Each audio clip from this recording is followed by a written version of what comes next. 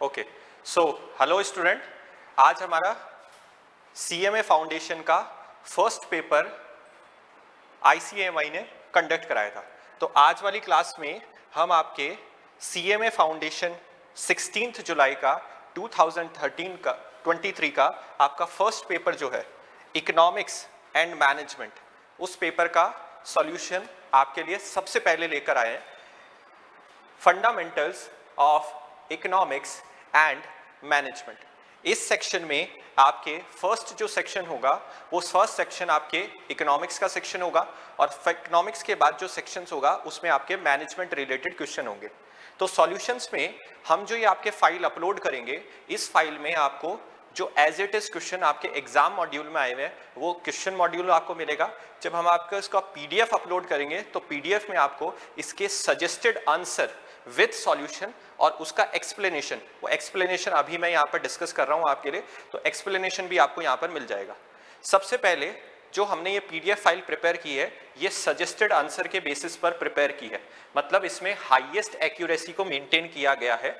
हो ये सकता है कि इकोनॉमिक्स के क्वेश्चन में 100% एक्यूरेसी हो और कुछ क्वेश्चंस जो हो सकते हैं मैनेजमेंट वो डाउटफुल है, बट यहाँ पर 95% से ज़्यादा एक्यूरेसी लेवल मेंटेन किया गया, मतलब 95 to 100% एक्यूरेसी लेवल है। मतलब यहाँ पर डाउटफुल क्वेश्चन एक दो हो सकता है बट मैक्सिमम क्वेश्चन में एक्यूरेसी लेवल 100% है। तो आपका सॉल्यूशन स्टार्ट करते हैं, fundamentals of economics and management. सबसे पहले हम जो क्वेश्चन डिस्कस करेंगे वो इकोनॉमिक्स के क्वेश्चन डिस्कस करेंगे। इकोनॉमिक्स के क्वेश्चन बहुत ही सिंपल लेवल के पूछे गए हैं और आप इनको क्रॉस चेक भी कर सकते हैं अपने आंसर्स के थ्रू। सबसे पहला जो क्वेश्चन पूछा गया है वो आपका पूछा गया है नेशनल इनकम रिलेटेड, कि नेशनल इनकम क्या होती है। तो नेशनल इनकम का जो क्वेश्चन पूछा गया है वो है कि national income is the sum of, किसका सम है national income? All goods and service produced by country during an year. अब देखो क्या है, नेशनल इनकम जो हम कैलकुलेट करते हैं वो सिंपल है। नेशनल इनकम 3 मेथड से कैलकुलेट होता है, प्रोडक्शन मेथड से भी कैलकुलेट होता है, इनकम मेथड से भी कैलकुलेट होता है और एक्सपेंडिचर मेथड से भी कैलकुलेट होता है। अगर आप प्रोडक्शन मेथड से करोगे तो जितनी भी सारी final value of goods and service है वो कैलकुलेट होगा कि नहीं होगा, तो वो final value of goods and service मतलब उसकी फिजिकल क्वांटिटी इंक्लूड होगा। जब हम इनकम मेथड में लेंगे तो इनकम की मनी वैल्यू लेंगे या नहीं लेंगे? बिल्कुल लेंगे। और तीसरा एक्सपेंडिचर के सेंस में लेंगे तो भी उसकी वैल्यू को तो सेंस में लेना ही पड़ेगा। तो हमारे लिए तीनों आंसर करेक्ट हैं। इसका मतलब अप्रोप्रिएट आंसर कौन सा हुआ? D option. मतलब मनी वैल्यू भी इंक्लूड होगा, फिजिकल क्वांटिटी भी वही होता है और वैल्यू भी होता है। इसलिए नेशनल इनकम मेथड का कैलकुलेशन करते हैं तो सारी गुड्स एंड सर्विस प्रोड्यूस्ड होती है। सेकेंड क्वेश्चन क्या लिया गया है? Which of the following cost है जो इंक्रीज करता है और डिक्रीज करता है in the increase of production से? अब सोच के बताओ, हमने दो तरह का कॉस्ट पढ़ा। एक कॉस्ट पढ़ा हमने फिक्स कॉस्ट, एक कॉस्ट पढ़ा हमने वेरिएबल कॉस्ट। फिक्स कॉस्ट जो होता है वो फिक्स कॉस्ट आपके प्रोडक्शन यूनिट के साथ चेंज नहीं होता, मतलब आप प्रोडक्शन या आउटपुट से पहले ही वो कॉस्ट लगा देते हो। जैसे कि आपने फिक्स कॉस्ट लगाया, सपोज मशीनरी का प्रोडक्शन, मशीनरी इंस्टॉल किया, सपोज आपने कंपनी का इंफ्रास्ट्रक्चर क्रिएट किया, सपोज आपने बिल्डिंग मटेरियल क्रिएट किया, जो भी आपने सब कुछ फिक्स सेटअप किया हुआ है वो आपके फिक्स कॉस्ट है। जैसे मैं आपकी क्लास रिकॉर्डिंग कर रहा हूँ तो क्लास रिकॉर्डिंग करते वक्त, इस क्लासरूम ऑनलाइन क्लास को रिकॉर्ड करते वक्त फर्स्ट टाइम मुझे ये पैनल था, ये आपके कैमरा था, ये जो ऑनलाइन क्लास था, ये सारा का सारा फिक्स सेटअप किया गया। प्रोडक्शन और आउटपुट तो हमारे को इससे बाद में जनरेट होगा, इसलिए फिक्स्ड कॉस्ट यहाँ पर एलिमिनेट हो गया। अब फिक्स्ड कॉस्ट एलिमिनेट हो गया तो इसका मतलब आपके डी ऑप्शन भी एलिमिनेट हो गया। अब अपने पास दो कॉस्ट बची, फाइनेंशियल कॉस्ट और मार्जिनल कॉस्ट। अब देखो फाइनेंशियल कॉस्ट क्या, आप अगर प्रोडक्शन करोगे तो आपकी ऑब्वियसली बात है फाइनेंशियल कॉस्ट इंक्रीज होगा, और अगर आप प्रोडक्शन डिक्रीज करोगे तो फाइनेंशियल कॉस्ट भी डिक्रीज होगा। मतलब इसमें तो पॉजिटिव रिलेशन आ रहा है। लेकिन जो आपकी कॉस्ट है जो इंक्रीज करेगी या डिक्रीज कर सकती है, लेकिन इसमें क्या वर्ड लिखा? इंक्रीज करने पर। देखो क्या है, फाइनेंशियल कॉस्ट अगर आप प्रोडक्शन करोगे तो इंक्रीज होगी, और अगर आप प्रोडक्शन डिक्रीज करोगे तो ऑब्वियसली बात है फाइनेंशियल कॉस्ट भी कम हो जाएगी। तो फिर हमारा ऑप्शन क्या बचा? Marginal cost. वो वेरिएबल कॉस्ट से निकाली जाती है।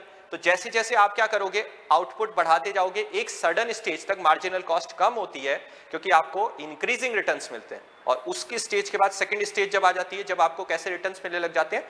डिक्रीजिंग रिटर्न्स, तो मार्जिनल कॉस्ट इंक्रीज करती है, तो वो इंक्रीज या डिक्रीज होती है। तो ये ऑप्शन करेक्ट हुआ। नेक्स्ट ऑप्शन लेते हैं अपना, विच ऑफ द फॉलोइंग जो बॉडी है जो फंक्शन नहीं है, किसका फंक्शन नहीं है? आईएमएफ का फंक्शन नहीं है। तो आईएमएफ का मतलब क्या हुआ, इंटरनेशनल मॉनेटरी फंड। अब इंटरनेशनल मॉनेटरी फंड के कुछ कुछ बेसिक फंक्शंस होते हैं। सबसे पहला फंक्शन लिखा हुआ है कि इसका मैकेनिज्म है एक्सचेंज रेट के ऑर्डरली एडजस्टमेंट करना, मतलब कोई भी कंट्री अपने बेसिस पर बहुत ज्यादा फ्लक्चुएशंस ना कर लगे, एक रूल बेस्ड ऑर्डर हो, तो ये ओके है, इसमें कोई प्रॉब्लम नहीं है।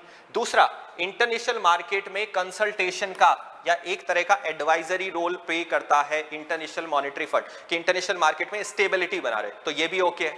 एक ऑप्शन है, ये रिजर्वायर होता है करेंसीज का ऑल मेंबर कंट्रीज का। हमने देखा था, एक आपको बताया गया है या नहीं, एक स्पेशल ड्राइंग राइट्स होते हैं, वो SDR किसके पास बने रहते हैं, पेपर गोल्ड भी बोलते हैं उसको, कुछ लोग पेपर करेंसी भी बोलते हैं, वो IMF के पास रहता है। तो it is also a correct answer. तो बचा कौन सा option, it provides a forum for settlement of international trade dispute. Trade dispute के सेटलमेंट का काम IMF करता ही नहीं है, ये तो WTO बॉडी करता है, वर्ल्ड ट्रेड ऑर्गेनाइजेशन। तो ये क्वेश्चन का आंसर हो गया करेक्ट, मतलब ये यहां पर रॉन्ग है, ये WTO का काम था।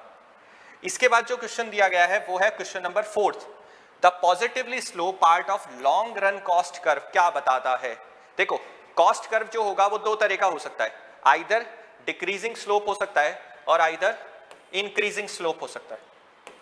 सपोज इन्होंने कहा गया कि पॉजिटिव स्लोप की बात चल रही है, मतलब ये LAC का सेकंड वाला पार्ट है, यहां की बात चल रही है, ये फर्स्ट वाला पार्ट था, यहां पर ये डिक्रीज हो रहा है और यहां पर ये इंक्रीज हो रहा है। इंक्रीज मतलब इसका स्लोप जो है वो कैसा मैनर का है, पॉजिटिव मैनर का है। अब जैसे जैसे आप आउटपुट बढ़ा रहे हो, यहां पर है आपके AC कॉस्ट और यहां पर है आपका आउटपुट, जैसे जैसे आपका कॉस्ट बढ़ता जा रहा है, आउटपुट बढ़ता जा रहा है, इसका मतलब क्या हुआ, यहां पर आपके इफिशियंसी लेवल डाउन हो रहा है। मतलब आपको रिटर्न्स कैसे मिल रहे हैं, लॉन्ग रन की बात चल रही है तो रिटर्न्स कैसे मिलेंगे, स्केल वाले रिटर्न्स मिलेंगे, लेकिन कौन से वाले रिटर्न्स मिलेंगे, डिमिनिशिंग रिटर्न्स टू स्केल मिलेंगे। मतलब आपको अच्छे वाले रिटर्न्स यहां पर नहीं मिल रहे हैं, आप जितना आउटपुट लगा रहे हो उसके कंपैरेटिव में आपका इनपुट उतना नहीं बढ़ रहा है, कम बढ़ रहा है। तो ये कौन सा रिटर्न्स हुआ, आपका डिमिनिशिंग रिटर्न्स टू स्केल हुआ। नेक्स्ट क्वेश्चन आपका पूछा गया है RBI के टर्म्स में, कि RBI के फंक्शंस कुछ पूछे गए। क्या है RBI के function, which of the following जो टर्म्स है वो अप्रोप्रिएट है, किसके लिए, RBI के लिए। तो RBI काम क्या करता है, RBI क्या है, बैंकर्स का बैंक है, ओके, बट RBI ऑल्सो क्या है, आपके लिए बैंकर्स टू द गवर्नमेंट भी है। गवर्नमेंट को अगर पैसे का नीड हो तो ways and means advances, government को लोन की नीड हो, गवर्नमेंट को मनी सप्लाई का नीड हो, गवर्नमेंट को प्रोवाइड करेगा, बैंकों को नीड हो तो बैंकों को भी प्रोवाइड करेगा, मतलब बोथ को प्रोवाइड करता है। तो दोनों का फंक्शन ओके है, मतलब RBI दोनों को सपोर्ट करता है, ठीक है। नेक्स्ट क्वेश्चन है आपका, GDP वर्सेस GNP में क्या बेसिक डिफरेंस है। तो GDP और GNP में बेसिक डिफरेंस किसका होता है, एक डोमेस्टिक लेवल पे होता है और एक नेशनल लेवल पे होता है। तो डोमेस्टिक और नेशनल के बीच का डिफरेंस है NFIA, मतलब net factor income from abroad, okay. तो ये एक ऑप्शन में दिया गया है, वो है ऑप्शन नंबर C, ठीक है।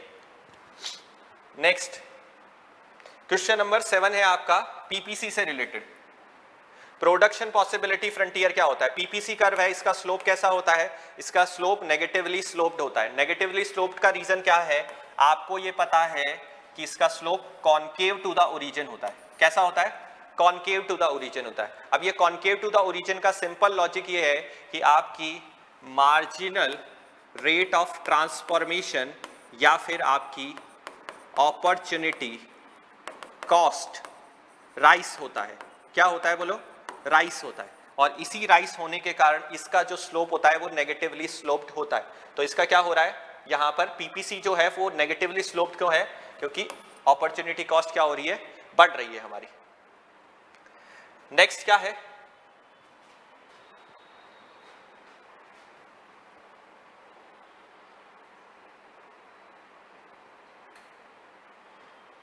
हाँ, basic assumption of economic analysis क्या हो सकता है आपके लिए। इकोनॉमिक एनालिसिस में देखो क्या चीजें करते हैं अपन। इकोनॉमिक एनालिसिस में हम दो चीजें देखते हैं। सबसे पहली बात, सिट्रस पैरिबस की बात चलती है और एक रैशनल बिहेवियर की बात चलती है। तो इकोनॉमिक एनालिसिस में हम ये अज्यूम करके चलते हैं कि आप सभी लोग जो बिहेवियर फॉलो करते हैं वो हमेशा रैशनल बिहेवियर फॉलो करते हैं और उसमें अदर थिंग को हम कांस्टेंट मान के चलते हैं। क्या मान के चलते हैं? अदर थिंग को हम कांस्टेंट मान के चलते हैं। तो अदर थिंग को कांस्टेंट मानने के बेसिस पर हमने क्या अज्यूम किया हुआ है कि यहां पर जो आंसर होगा वो ए एन बी होगा। नेक्स्ट जो लिया गया है वो क्वेश्चन का आंसर लिया गया है आपका कॉम्प्लीमेंट्री गुड्स का। किसका एग्जांपल लिया गया है? कॉम्प्लीमेंट्री गुड्स का एग्जांपल लिया गया है। देखो क्या होता है कॉम्प्लीमेंट्री गुड्स में। कॉम्प्लीमेंट्री गुड्स कौन कौन सी गुड्स हो सकती है? अपने पास दो तरह के गुड्स होते हैं, एक होता है सब्स्टिट्यूट गुड, एक होता है कॉम्प्लीमेंट्री गुड। सब्स्टिट्यूट गुड मतलब एक गुड के कंपैरिजन में आप दूसरा गुड कंज्यूम कर सकते हो। जैसे हमने ले लिया टी एंड कॉफी, इसका रिस्पेक्टिव हमने लिया कॉम्प्लीमेंट्री गुड। कॉम्प्लीमेंट्री मतलब दोनों गुड एक साथ साइमल्टेनियस यूज आती है, इंडिविजुअल उसका कोई यूज नहीं। जैसे हमने ये ले लिया हमारा पैनल और हमारा पेन, ये दोनों कॉम्प्लीमेंट्री है, एक साथ ही काम आएगी। इंडिविजुअल पैनल है, कोई काम नहीं आ रहा एज इट इज, और हमारा पेन जो है वो भी इंडिविजुअल कोई काम नहीं आ रहा, राइटिंग नहीं हो सकता। दोनों एक साथ काम आएंगे, इसलिए क्या होगा? कंबाइंड में यूज होता है, मतलब साइमल्टेनियस यूज होता है। नेक्स्ट आ गया कि कौन सा इसेंशियल फीचर है जो मार्केट का फीचर होगा, मतलब ये मार्केट का एक इंडिविजुअल फीचर होना चाहिए। तो मार्केट में बायर्स होंगे तब मार्केट हो सकता है, नहीं। सेलर्स होंगे तब मार्केट हो सकता है, नहीं। और तीसरी चीज, जब तक प्राइस नहीं हो तब तक मार्केट हो सकता है, नहीं। तो तीनों जब होंगे तब क्या बनेगा? मार्केट। नेक्स्ट क्वेश्चन जो लिया गया है वो लिया गया है आपका laws of returns to scale. अब देखो, अगर लॉन्ग रन की बात करेंगे और एक शॉर्ट रन की बात करें, अगर कहीं भी स्केल वर्ड आ जाता है तो स्केल का मतलब आपको याद रख लेना है लॉन्ग रन का होता है। किसका होता है? लॉन्ग रन का होता है। अब जब लॉन्ग रन का होगा तो सीधी सी बात है, वहां पर सारे के सारे इनपुट्स जो होंगे वो वेरिएबल होंगे। कोई भी इनपुट होगा वो फिक्स नहीं रहेगा, चेंज होता रहेगा। चेंज होता रहेगा मतलब क्या होगा? सारे इनपुट्स क्या होंगे? वेरिएबल्स होंगे। यहां पर आप फिक्स फैक्टर को भी बदलोगे और यहां पर वेरिएबल को भी बदलोगे, दोनों फैक्टर चेंज होते हैं। इसलिए आप करेक्ट आंसर क्या हुआ? All input costs are variable. ठीक है, नेक्स्ट चलते हैं। हाँ, इकोनॉमिक थ्योरी में मीन्स का मतलब क्या होता है? देखो, मीन्स का मतलब यह होगा कि आप अपने यहां पर किन चीजों का यूज करके प्रोडक्शन कर रहे हो, तो वो मीन्स ही तो कहलाते हैं। जैसे अपन कहते हैं मीन्स ऑफ प्रोडक्शन, जिनसे हम प्रोडक्शन करते हैं। तो मींस मतलब जिससे प्रोडक्शन करते हैं। तो प्रोडक्शन करने के लिए क्या चाहिए? ऑब्वियस सी बात है, रिसोर्स चाहिए। और उसके अलावा अर्थमेटिक मीन कोई लॉजिक नहीं लग रहा, कैरेक्टरिस्टिक्स कोई लॉजिक नहीं लग रहा, तो फिर करेक्ट आंसर क्या हुआ? रिसोर्स। नेक्स्ट क्वेश्चन का आंसर क्या है? Which of the sector of Indian economy will we find a high rate of disguised unemployment. मतलब कौन सा ऐसा सेक्टर है जिसमें डिस्गाइज्ड अनएम्प्लॉयमेंट रहता है? जितने लोगों का नीड है उससे बहुत ज्यादा लेवल पर एम्प्लॉय काम करते। मतलब एग्रीकल्चर सेक्टर है जिसमें 10 लोगों का नीड है लेकिन उसमें 50 मेंबर काम कर रहे हैं, तो 40 मेंबर जो एक्स्ट्रा काम कर रहे हैं वो क्या है? डिस्गाइज्ड अनएम्प्लॉयड है। अगर कई हट जाएं वो लोग तो एम्प्लॉयमेंट पर कोई फर्क नहीं पड़ेगा और उससे प्रोडक्शन जीरो भी नहीं होगा। मतलब जितना पहले था प्रोडक्शन उतना ही होगा, production level as it is रहेगा। तो ऐसे लोग क्या कहलाते हैं? Disguised unemployed. ये किस सेक्टर में होते हैं? Agriculture sector. नेक्स्ट क्वेश्चन आपका दिया गया है, एक्सचेंज रेट में कंट्रोल कौन करता है? बिल्कुल सिंपल है, एक्सचेंज रेट को आरबीआई के अलावा कोई कंट्रोल नहीं करता। आपके यहाँ पर आरबीआई मनी सप्लाई को देखता है, तो उसी तरह फॉरेक्स रिजर्व का मेंटेनेंस भी कौन करता है? आरबीआई। तो एक्सचेंज रेट को भी कौन कंट्रोल करेगा? आरबीआई। नेक्स्ट है, पॉइंट इलास्टिसिटी का फॉर्मेट किसने दिया था? तो सिंपल सी बात है, इलास्टिसिटी के बारे में अगर हम ज्यादातर पढ़ते हैं तो इलास्टिसिटी में अपने को एक ही पर्सन का नाम याद आता है, मार्शल। तो मार्शल ने ही पॉइंट इलास्टिसिटी का फॉर्मेट दिया। नेक्स्ट क्वेश्चन आता है आपका, which of the following is associate with the monopolistic competition. Monopolistic का मतलब क्या होता है? देखो, मोनोपोलिस्टिक मार्केट वो मार्केट है जिसमें आपको परफेक्ट कंपटीशन के भी फीचर मिलते हैं, प्लस उसमें आपको मोनोपोली जैसे कुछ स्पेसिफिक फीचर भी मिल जाते हैं। मतलब दोनों का हाइब्रिड है ये मार्केट।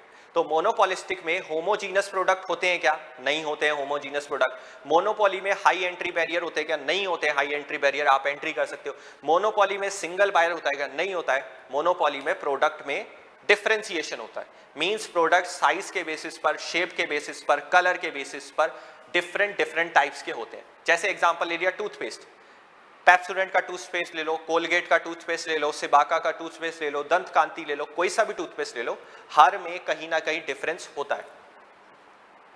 नेक्स्ट रीजन लिखा गया आपका, which of the price when the price of complementary product falls the demand for other product पे क्या इंपैक्ट पड़ेगा।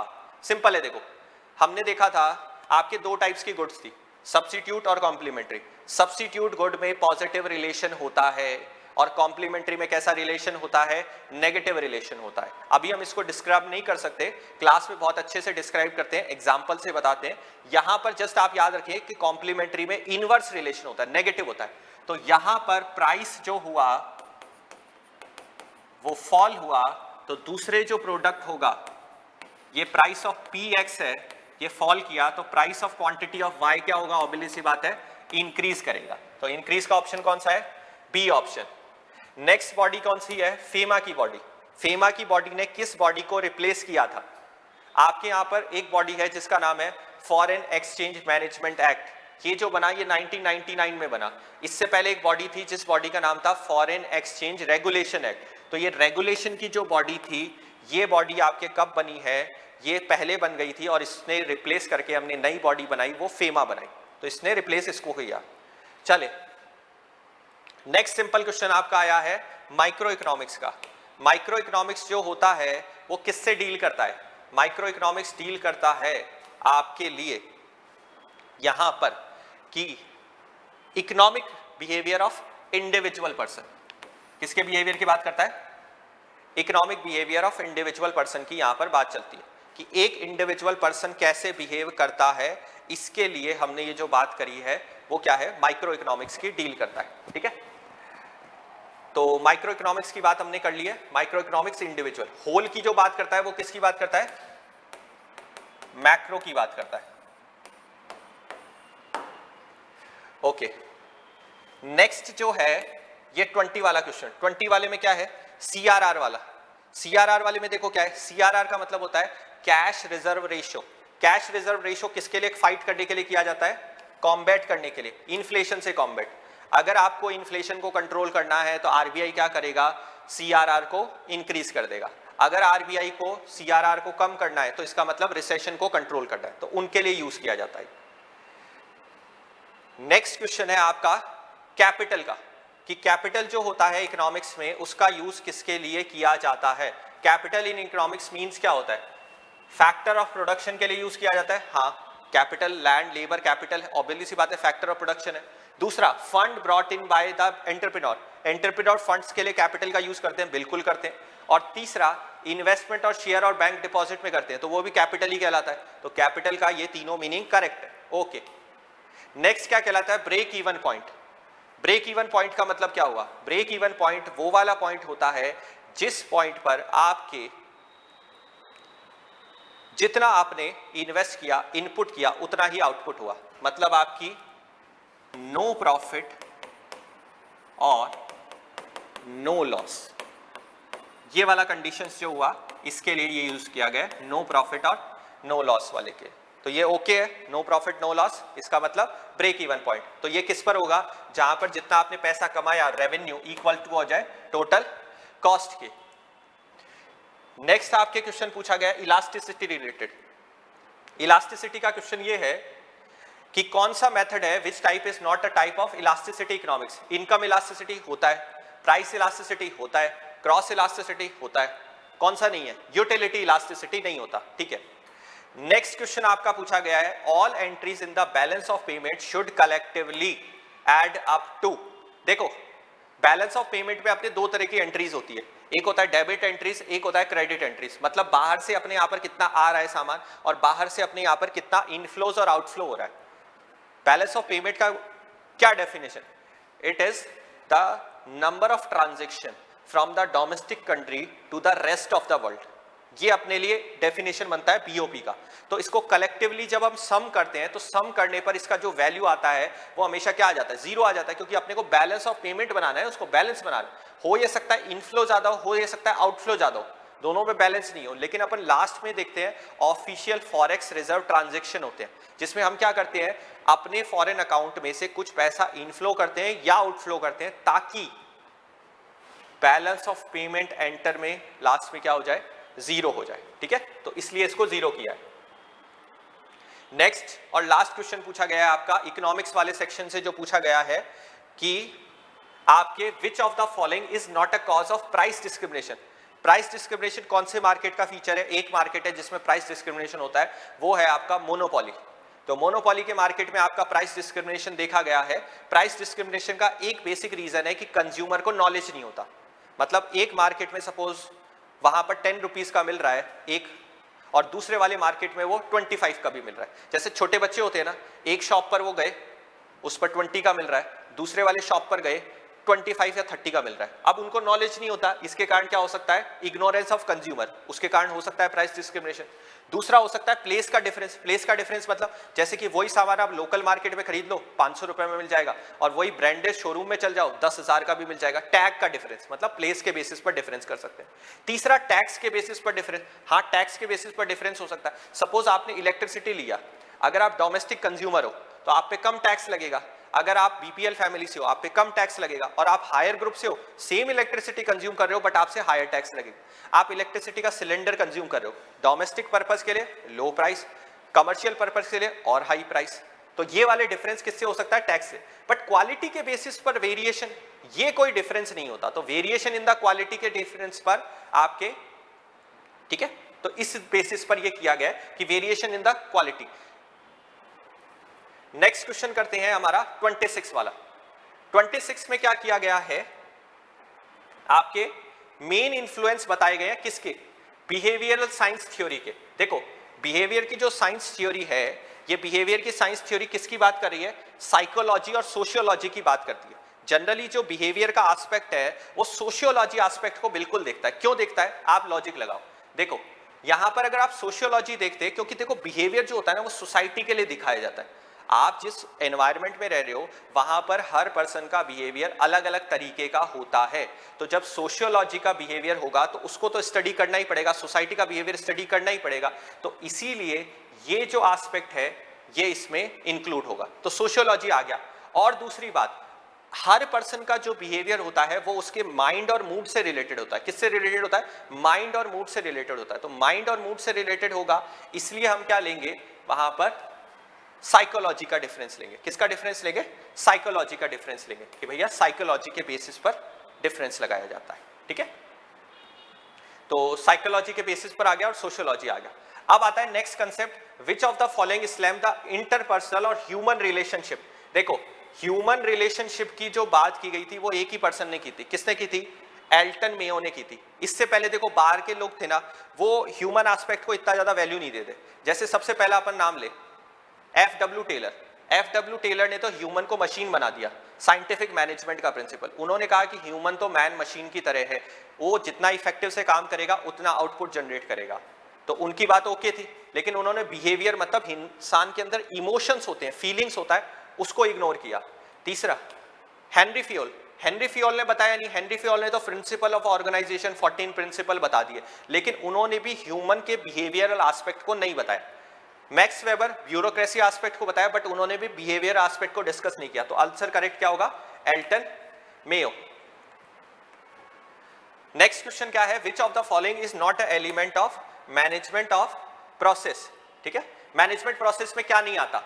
देखो मैनेजमेंट में क्या क्या आता है, सबसे पहले अपने को प्लानिंग करना पड़ता है, ऑर्गेनाइजेशन करना पड़ता है, स्टाफिंग करना पड़ता है, कमांड करना पड़ता है, कोऑर्डिनेशन करना पड़ता है, कंट्रोल करना पड़ता है। बट प्राइसिंग करना पड़ता है क्या, प्राइसिंग तो मार्केट का एस्पेक्ट है जो नहीं करना पड़ता। ठीक है, नेक्स्ट एस्पेक्ट आ गया कि which of the following has been classified by Herzberg as a hygiene factor. कौन से फैक्टर, हाइजीन फैक्टर। सोच के देखो, दो तरह के फैक्टर पढ़ाते हैं क्लास में बच्चों को मोटिवेशन। आपको दो तरीके से मोटिवेट किया जाता है। पहला मोटिवेशन क्या है, बच्चों को क्या करें, क्लास में हर बच्चे को मॉनेटरी इंसेंटिव दे दे। मॉनेटरी इंसेंटिव, अगर बेटा तुम क्लास में फर्स्ट रैंक लिया होगे फाउंडेशन एग्जाम में तो हम तुम्हारे को कैश प्राइस में 21,000 रुपीज प्रोवाइड करेंगे। ये होता है क्लास में मॉनेटरी इंसेंटिव देना। अब एक बात बताओ, दूसरा एस्पेक्ट कौन सा आ गया, सेकंड एस्पेक्ट। सेकंड एस्पेक्ट हो गया नॉन मॉनेटरी देना। नॉन मॉनेटरी मतलब बच्चे का फोटो जो है वो न्यूज़पेपर में पब्लिश करा देना, बच्चे का फैसिलिटेशन करना, बच्चे को क्लास में प्राइज डिस्ट्रीब्यूट कर देना, बच्चे की एप्रिसिएशन कर देना, उसको मोटिवेट कर देना, वो वाले फैक्टर। अब यहाँ पर जो एस्पेक्ट चल रहा है वो हाइजीन चल रहा है। कौन सा एस्पेक्ट चल रहा है? हाइजीन चल रहा है। अब सोच के देखो, हाइजीन का मतलब आपको हाइजेनिक एनवायरनमेंट ओके रख रहा है। तो ये सबसे बड़ा जो फैक्टर है ना, ये मैंडेटरी है, ये डिससैटिस्फायर का काम करता है। जब क्लास में बच्चों को पढ़ाते हैं कि दो तरह के फैक्टर होते हैं, एक मोटिवेटिंग फैक्टर और एक सेटिस्फाइंग फैक्टर। तो ये जो फैक्टर है ये सेटिस्फाई करते हैं। जैसे आपकी क्लास में हेल्थ और हाइजीन ओके ना हो तो आप क्लास में सर्वाइव नहीं कर पाओगे। तो उसके लिए कौन से इश्यूज रहने चाहिए? तो उसमें जो इंपॉर्टेंट इश्यूज है वो है कंपनी की पॉलिसी। अगर आप किसी को रिस्पॉन्सिबिलिटी दे देते हो तो वो क्या होगा, बहुत ज्यादा मोटिवेट फील करेगा। इसी तरीके से पर्सनल ग्रोथ के इश्यूज के लिए उसके बाद में अप्रिसिएशन कर दे दो तो भी वो हैप्पी फील करेगा। और उसको कोई एप्रिसिएशन, कोई नॉन मॉनेटरी इंसेंटिव, उसका फोटो पब्लिश कराना, एप्रिसिएशन, फैसिलिटेशन देना, तो भी वो हैप्पी फील करेगा। तो इसमें जो वर्ड बचा ये कंपनी का पॉलिसी, ये एक्स्ट्रा वर्ड बच गया। तो इसी एक्स्ट्रा वर्ड के कारण हमारे यहाँ पर हमने इसको सेलेक्ट किया हाइजीन फैक्टर को, ये हाइजीन फैक्टर है, इसके कारण ये प्रॉब्लम हो रहा है। अब नेक्स्ट पे चलते हैं, वो कौन सा है आपका, what kind of training programme is most appropriate for the simple task. मतलब आपके लिए कोई सिंपल सा टास्क हो, सिंपल टास्क मतलब जिसमें कोई बहुत ज्यादा हाई फाई और बहुत ज्यादा टेक्निकल नॉलेज ना चाहिए, बहुत ज्यादा स्पेसिफिकेशन ना चाहिए, तब आपको क्या करना चाहिए? देखो, आपके दो तरह के ट्रेनिंग है, एक तो होता है ऑन द जॉब ट्रेनिंग, एक होता है ऑफ द जॉब ट्रेनिंग। अब ऑन द जॉब जो ट्रेनिंग है उसमें हमने ये सब पार्ट ही होते हैं। मतलब आपको किसी जॉब को करने के लिए पहले कहीं पर ट्रेनिंग दी जाएगी, तब आप वो काम करोगे। तो यहाँ पर ऑन द जॉब ट्रेनिंग के ही पार्ट कौन सा है? वेस्टिब्यूल ट्रेनिंग और जॉब रोटेशन ट्रेनिंग। तो ये इसी के सब पार्ट है। तो फिर हमारे पास ऑप्शन कौन सा बचा? लैबोरेटरी ट्रेनिंग, एक्स्ट्रा ऑप्शन बच गया, यही ऑप्शन था जो एक्स्ट्रा में बच गया। तो सिंपल टास्क के लिए अपन कौन सा करते हैं? लैबोरेटरी वाला मेथड, ट्रेनिंग का मेथड आपके लिए करते हैं। नेक्स्ट जो आपका टास्क है वो कौन सा है? प्लान्स जो है वो क्लियरली डिफाइंड करते हैं ऑब्जेक्टिव को। किसको डिफाइंड करते हैं? ऑब्जेक्टिव को डिफाइंड करते हैं। कौन कौन से प्लान्स हैं? देखो, सबसे पहली बात, अगर आपका स्पेसिफिक प्लान है जिसमें आपका टारगेट गोल बिल्कुल एज इट इज है, फिक्स्ड है, तो वो कौन सा होगा? स्पेसिफिक ही होगा, मतलब क्लियर डिफाइंड है। यहाँ पे भैया आपको यहाँ पर क्लियर कट कहा गया है कि इतनी देर में आपका पेपर सुबह आया और हमने इवनिंग तक वो पेपर आपके लिए अपलोड कर दिया है विद सॉल्यूशन और विद आंसर की। तो यहाँ पर हमने एक्सप्लेन कर दिया कि नहीं, कि स्पेसिफिक प्लान होता है जहां पर उसका एज इट इज मेंशन किया जाता है। ठीक है। अब नेक्स्ट वाला क्वेश्चन आ गया कि कौन कौन सी प्रॉब्लम्स है जो फेस करते हैं, जो अकर होती है मैट्रिक्स के स्ट्रक्चर में। देखो, जब मैट्रिक्स का स्ट्रक्चर की बात चलती है तो मैट्रिक्स के स्ट्रक्चर में क्या होता है, आपके इमीडिएट लेवल पर आपके कई तरह के बॉस हो सकते हैं। मतलब आपका एक पर्सन है, उसको चार तरह के बॉस ऑर्डर कर सकते हैं। जैसे कि प्लानिंग डिपार्टमेंट का ऑर्डर कर सकता है, जैसे मैनेजमेंट डिपार्टमेंट का ऑर्डर कर सकता है, जैसे सेल्स का डिपार्टमेंट का ऑर्डर कर सकता है, और कोई डिपार्टमेंट का ऑर्डर कर सकता है। जब वो आपको ऑर्डर करेगा तो कई तरह की प्रॉब्लम्स हो सकती है। जैसे क्या हो सकता है, इंप्लॉयज जो है वो रिसीव कर सकते हैं कौन से डायरेक्शन? Conflicting direction. कॉन्फ्लिक्टिंग का मतलब क्या हुआ, आपको दो तीन लोगों ने अलग अलग ऑर्डर कर दिए। ए पर्सन ने कहा, सेल्स वाले का, कि मेरा काम कर दो, मार्केटिंग ने वाला कहा मेरा काम कर दो, और किसी और ने कहा कि नहीं तुम मेरे ऑफिस में आके आ जाओ। तो वो कई तरह के कॉन्फ्लिक्टिंग ऑब्जेक्टिव प्रॉब्लम कर सकते हैं। तो ये किसके लिए हुआ? आपके मैट्रिक्स स्ट्रक्चर के प्रॉब्लम के लिए हुआ। नेक्स्ट क्वेश्चन आ गया आपके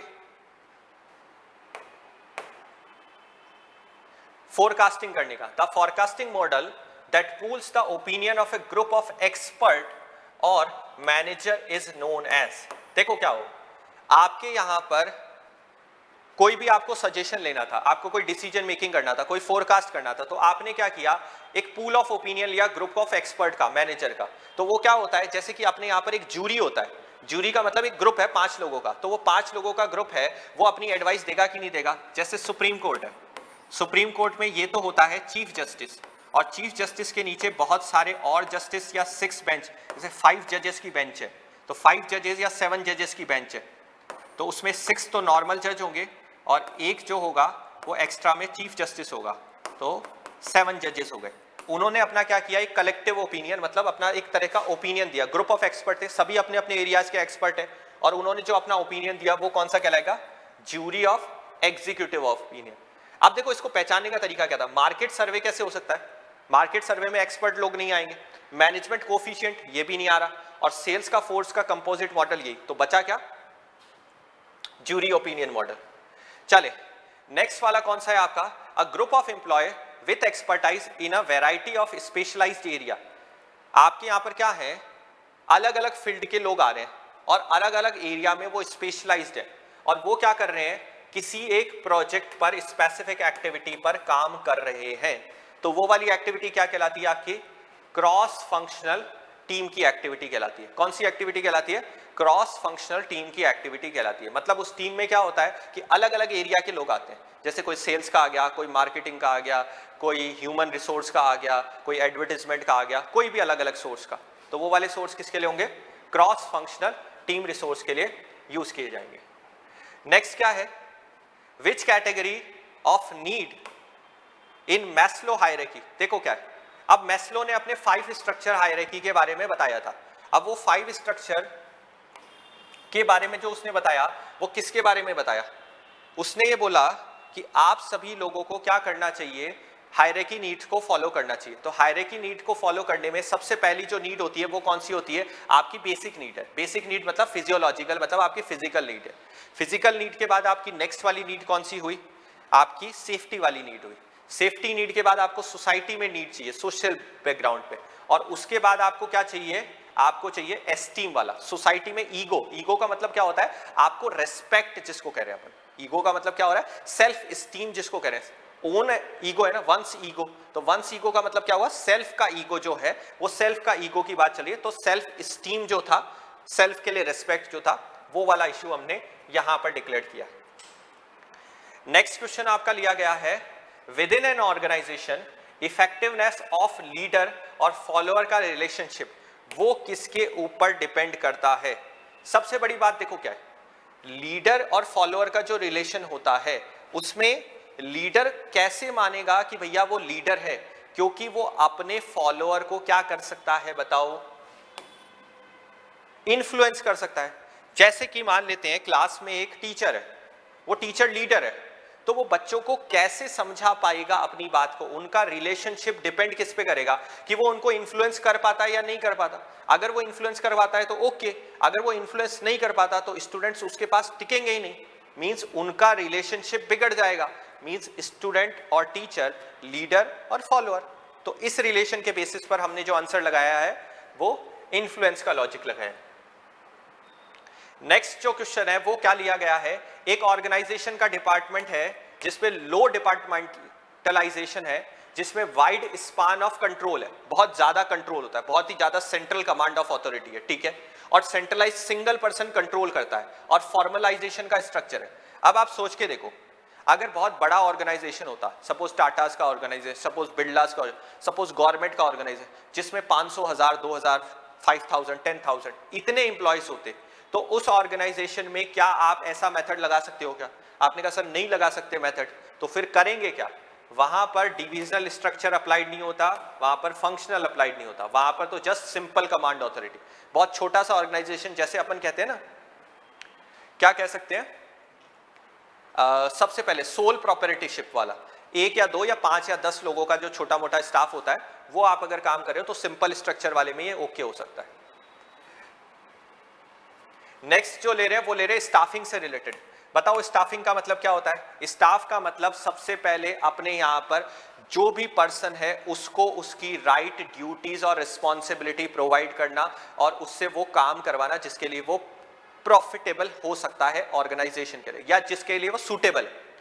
तो ये वाला एस्पेक्ट जब हम लेंगे तो स्टाफिंग जो होगा वो स्टाफिंग किससे रिलेटेड होता है? जिस स्टाफ को रखा गया तो स्टाफ रिलेटेड किससे होगा? ऑब्वियसली बात है ह्यूमन से रिलेटेड होगा। और किससे रिलेटेड होगा? नेक्स्ट जो आ रहा है आपका, विच टाइप ऑफ कंट्रोल जो होता है वो बजट होता है। सिंपल सी बात है, बजट का मतलब क्या वर्ड आ रहा है? देखो बजट का मतलब ये है कि जो आप इश्यूज ले रहे हो, तो बजट वाले में क्या इश्यूज आ रहा है? बजट का मतलब क्या होता है? इनकम और एक्सपेंडिचर का मेथड का कैलकुलेशन करना, और इनकम और एक्सपेंडिचर किसका पार्ट है? फाइनेंशियल का पार्ट है। तो इसका मतलब इसका करेक्ट आंसर क्या होगा? डी होगा। किसका पार्ट है? डी है, मतलब फाइनेंशियल का पार्ट है। नेक्स्ट, 40 वाला क्वेश्चन क्या आया है? Major benefit of having employ participation in the goal setting that. Goal set करना है। जैसे मान लेते हैं आपकी क्लास है, उस क्लास में क्या है, मैंने स्टूडेंट्स थे उनसे डिस्कशंस किया कि बताओ आपके रिवीजन क्लासेस के लिए मुझे किस तरह से काम करना चाहिए। अब स्टूडेंट्स ने अपने अपने एडवाइस दिए, अपने सजेशंस दिए, उसमें मैंने स्टूडेंट्स को पार्टिसिपेशन प्रोवाइड किया। क्या प्रोवाइड किया? पार्टिसिपेशन प्रोवाइड किया। तो स्टूडेंट ने कहा कि सर हमारा ये वीकनेस जोन है, इसको रिपीट कराएं। उसने कहा कि सर हमारा ये सब्जेक्ट वीक है या ये टॉपिक वीक है, इसको रिवाइज करें। जब ये सारी चीजें रिवाइज हो गया तब हमने मेथड में क्या देखा कि यहां पर इससे बच्चों का efficiency level, productivity level, score level increase होगा कि डिक्रीज होगा? आप कहेंगे सर इंक्रीज होगा। जब इंक्रीज होगा तो इसका मतलब ये हुआ कि यहां पर ये इंड्यूस करता है एम्प्लॉय को मोर डिफिकल्ट गोल्स और टारगेट को अचीव करने में, मतलब उनकी प्रोडक्टिविटी और इफिशिएंसी राइज हो जाती है। नेक्स्ट क्वेश्चन है आपका ओयो यूनिवर्सिटी का।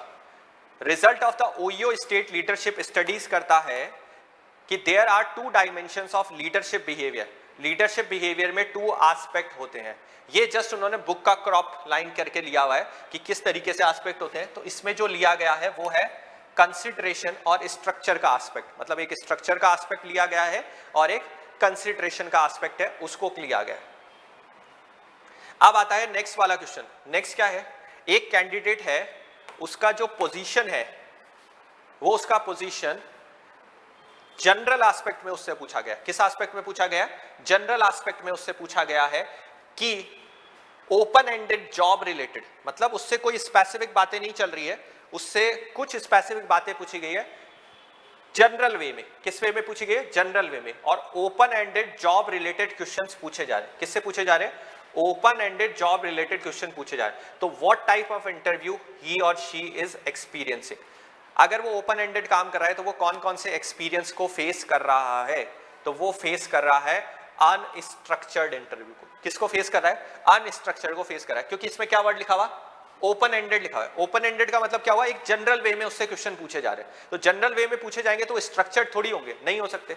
दूसरा, रिलैक्स इंटरव्यू थोड़ी चल रहा है। ऑर्गेनाइज है या अनऑर्गेनाइज है? भैया ऑर्गेनाइज इंटरव्यू है, तो अनऑर्गेनाइज तो हो नहीं सकता। स्ट्रक्चर इसलिए नहीं क्योंकि ओपन एंडेड पूछे गए, कुछ भी पूछा जाए, इन जनरल पूछे गए इसलिए। ओके, कौन सा वे है जो मोस्ट पॉपुलर वेज है ग्रुप एक्टिविटी का? ग्रुप एक्टिविटी में कोई भी काम करते हो तो आप एक इंपॉर्टेंट फंक्शनल मैनेजमेंट करते हो कि नहीं करते? तो आपको कोई भी इंपॉर्टेंट फंक्शंस करना है, उसी के लिए आपको ग्रुप एक्टिविटी का नीड होता है। तो इसका करेक्ट आंसर क्या हुआ? Group activity. नेक्स्ट क्वेश्चन करते हैं। चैलेंजिंग गोल्स जो होते हैं वो चैलेंजिंग गोल्स यूजुअली नीड करते हैं क्या? Performance from individual. देखो, आप अगर लाइफ में चैलेंजेस लेते हो तो आपका इफिशिएंसी लेवल, आपका मोटिवेशन लेवल, आपके माइंड में जितने भी डिफरेंट आइडियाज होते हैं, स्पेसिफिक आइडियाज होते हैं, वो स्पेसिफिक आइडिया जनरेट होते हैं। क्यों जनरेट होते हैं? इसलिए जनरेट होते हैं क्योंकि आपने चैलेंजेस एक्सेप्ट किए। तो चैलेंजेस के कारण आपको कैसे रिजल्ट मिलते हैं? हाई रिजल्ट मिलते हैं, मतलब पॉजिटिव रिजल्ट मिलते हैं, अबव वाले रिजल्ट मिलते हैं। नेक्स्ट जो क्वेश्चन पूछा गया है, अगर आप एक हाईली फॉर्मलाइज्ड एनवायरनमेंट में रह रहे हो तो उसमें आपका जॉब बिहेवियर कैसा होगा? अगर आप बिल्कुल फॉर्मल एनवायरनमेंट में रह रहे हो तो फॉर्मल का मतलब क्या होगा? बिल्कुल रूल्स और रेगुलेशन से चलना, बिल्कुल स्ट्रिक्ट गाइडलाइन से चलना, बिल्कुल चेन ऑफ कमांड से चलना, बिल्कुल एज इट इज जैसे बताया गया वैसा का वैसा काम करना। तो आप वहां पर अपने क्रिएटिविटी कुछ नहीं कर सकते, जो कहा गया एज इट इज 100% वही चीज करना। तो रिजल्ट क्या होगा? आपके डिसीजन कैसे होंगे? बिल्कुल प्रोग्राम्ड होंगे, आप अपनी मर्जी से कुछ नहीं कर सकते। नेक्स्ट क्वेश्चन जो पूछा गया है वो वर्टिकल फ्लो से रिलेटेड पूछा गया। किससे पूछा गया है? Vertical flow. वर्टिकल फ्लो में क्या पूछा गया है कि आप लोअर लेवल से अपर लेवल पर जा रहे हो। किस पर जा रहे हो? लोअर से अपर पर जा रहे हो। तो जब आप लोअर से अपर पर जाओगे तो ऑब्वियसली सी बात है कैसा कम्युनिकेशन होगा? अपवर्ड होगा कि डाउनवर्ड होगा? सीधी सी बात है, अपवर्ड जा रहे हो तो अपवर्ड कम्युनिकेशन होगा। ये तो सिंपल क्वेश्चन था। नेक्स्ट, अपवर्ड के बाद which of the following is one of the 14 principle of management developed by Henri Fayol? Henri Fayol ने जो प्रिंसिपल डेवलप किए हैं उसमें कौन सा प्रिंसिपल आता है? एक प्रिंसिपल बताओ। इनोवेशन बात करा, नो डिस्कशन किया इनोवेशन। इफिशिएंसी एस्पेक्ट को उन्होंने टच नहीं किया, इफिशिएंसी इनडायरेक्ट बताया था, ये नहीं कहा इफिशिएंसी एस्पेक्ट एक 14 प्रिंसिपल में है। दूसरा उन्होंने मोटिवेशन भी नहीं बताया, तो फिर सही क्या हुआ? स्केलर चेन के बारे में बताया था। स्केलर चेन कैसे काम करता है? एक यूनिट में, यूनिटी ऑफ कमांड में एक पर्सन अपने यूनिट में ऑर्डर देता है और वो उसी सीरियल में चलता है। नेक्स्ट क्वेश्चन है आपका बिल्कुल सिंपल, कम्युनिकेशन का प्रोसीजर। कम्युनिकेशन तो आपको बहुत अच्छे से करवाया हुआ है, बीएसटी में भी आप पढ़ते हो कम्युनिकेशन। यहां पर एक सेंडर होता है, यहां पर एक रिसीवर होता है, दोनों कम्युनिकेट करते हैं। तो सेंडर मैसेज को इनकोड करता है और रिसीवर मैसेज को डिकोड करता है। दोनों कंटिन्यूअस कम्युनिकेशन करते रहते हैं। तो इसमें किसका पूछा गया? सेंडर ट्रांसमिट कंटेंट, इनकोडिंग कहलाएगा। नेक्स्ट क्वेश्चन पूछा गया है आपसे, कंपनी के लिए कौन से एस्पेक्ट की जब बात की जा रही है जो नहीं है पार्ट, मतलब एग्जामिन करें general environment before developing its business strategy, the company would explore all the following environment except. Company सारे एस्पेक्ट को देखती है कि नहीं देखती? ऑब्वियसली सी बात है, कंपनी सोशल कल्चरल एनवायरनमेंट देखेगी। कंपनी किसको देखेगी? ग्लोबल एनवायरनमेंट को देखेगी कंपनी इकोनॉमिक एनवायरनमेंट को देखेगी।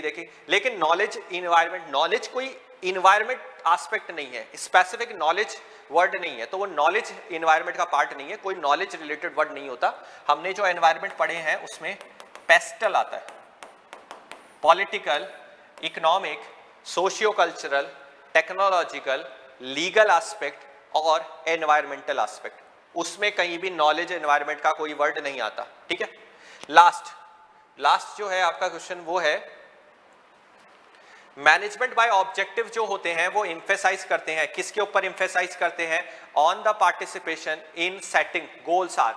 देखो ऑब्जेक्टिव जब आप डिसाइड करोगे तो ऑब्जेक्टिव डिसाइड करते वक्त आपको स्ट्रैटेजी बताई जाती है कि आपके गोल्स स्मार्ट होने चाहिए। कैसे होने चाहिए? स्मार्ट होने चाहिए।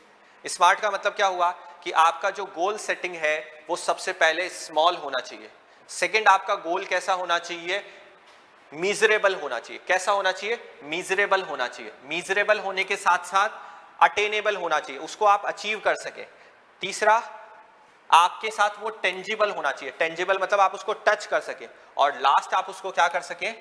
वेरीफाई भी कर सके। तो करेक्ट आंसर क्या होगा? डी आंसर इसका करेक्ट होगा। तो हमने 50 क्वेश्चंस का एस्पेक्ट डिस्कस किया है।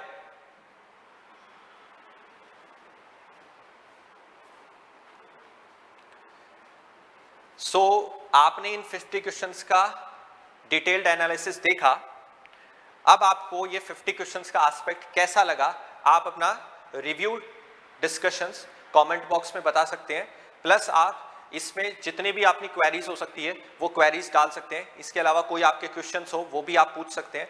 और आप VSI के चैनल को फर्दर अपडेट के लिए लाइक भी कर सकते हैं, शेयर भी कर सकते हैं और सब्सक्राइब भी कर सकते हैं। तो आप इस वीडियो को नेक्स्ट में लाइक करेंगे, शेयर करेंगे और अपने फ्रेंड्स को आगे फॉरवर्ड करेंगे और सब्सक्राइब भी करेंगे। तो आज की क्लास को हम यहीं एंड करते हैं। यहाँ पर आपने 50 क्वेश्चंस का जो डिटेल सॉल्यूशन देखा, 16 जुलाई का 2023 का CMA फाउंडेशन का ये पेपर था। ये जो स्कीम था ये आपके ओल्ड स्कीम का पेपर था और ये जो क्वेश्चन सेट था ये सेट नंबर B का सॉल्यूशन था। ये फाउंडेशन के fundamentals of economics and management का सॉल्यूशन था। तो आज की क्लास को यही एंड करते हैं। Thank you so much.